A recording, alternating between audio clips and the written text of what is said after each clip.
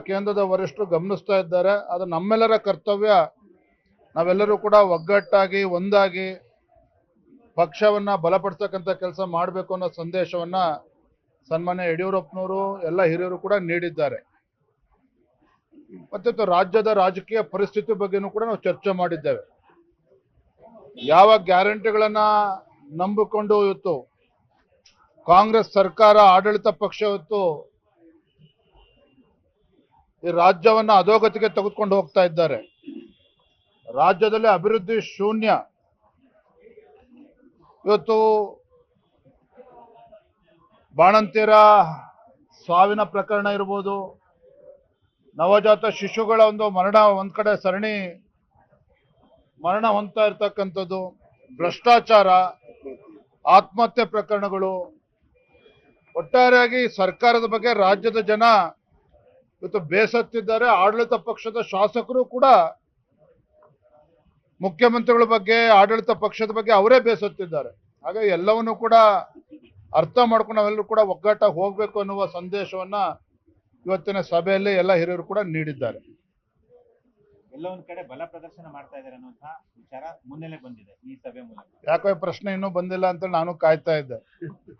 ಇವತ್ತಿನ ಸಭೆ ಯಾವುದೇ ರೀತಿಯ ಬಲ ಪ್ರದರ್ಶನ ಆಗಲಿ, ಯಾರನ್ನೋ ಪಕ್ಷದಿಂದ ಉಚ್ಚಾಟನೆ ಮಾಡಬೇಕು ಈ ವಿಚಾರ ಆಗಲಿ, ಇದ್ಯಾವುದು ಕೂಡ ಈ ವಿಚಾರನ ಇಟ್ಕೊಂಡು ಸಭೆ ಸೇರಿರ್ತಕ್ಕಂಥದ್ದಲ್ಲ.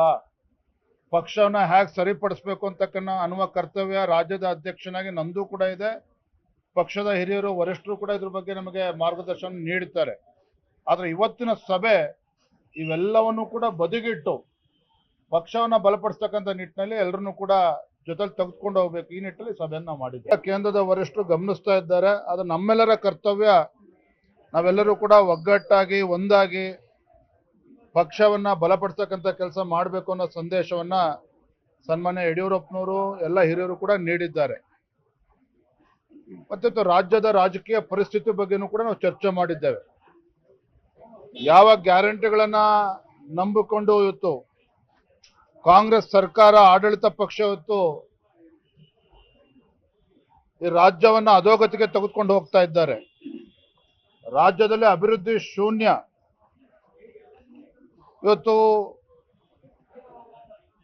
ಬಾಣಂತಿಯರ ಸಾವಿನ ಪ್ರಕರಣ ಇರ್ಬೋದು, ನವಜಾತ ಶಿಶುಗಳ ಒಂದು ಮರಣ ಒಂದ್ ಕಡೆ ಸರಣಿ ಮರಣ ಹೊಂದ್ತಾ ಇರ್ತಕ್ಕಂಥದ್ದು, ಭ್ರಷ್ಟಾಚಾರ, ಆತ್ಮಹತ್ಯೆ ಪ್ರಕರಣಗಳು, ಒಟ್ಟಾರೆಯಾಗಿ ಸರ್ಕಾರದ ಬಗ್ಗೆ ರಾಜ್ಯದ ಜನ ಇವತ್ತು ಬೇಸತ್ತಿದ್ದಾರೆ. ಆಡಳಿತ ಪಕ್ಷದ ಶಾಸಕರು ಕೂಡ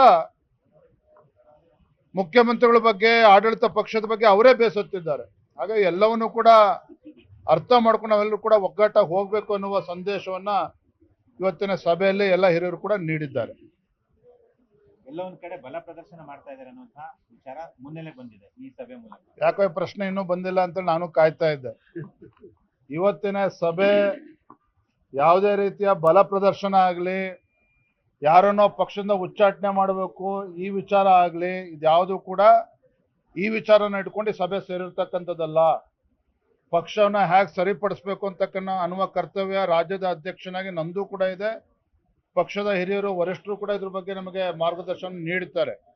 ಆದ್ರೆ ಇವತ್ತಿನ ಸಭೆ ಇವೆಲ್ಲವನ್ನು ಕೂಡ ಬದಿಗಿಟ್ಟು ಪಕ್ಷವನ್ನ ಬಲಪಡಿಸ್ತಕ್ಕಂಥ ನಿಟ್ಟಿನಲ್ಲಿ ಎಲ್ಲರನ್ನೂ ಕೂಡ ಜೊತೆಲಿ ತೆಗೆದುಕೊಂಡು ಹೋಗ್ಬೇಕು, ಈ ನಿಟ್ಟಿನಲ್ಲಿ ಸಭೆಯನ್ನ ಮಾಡಿದ್ದೆ.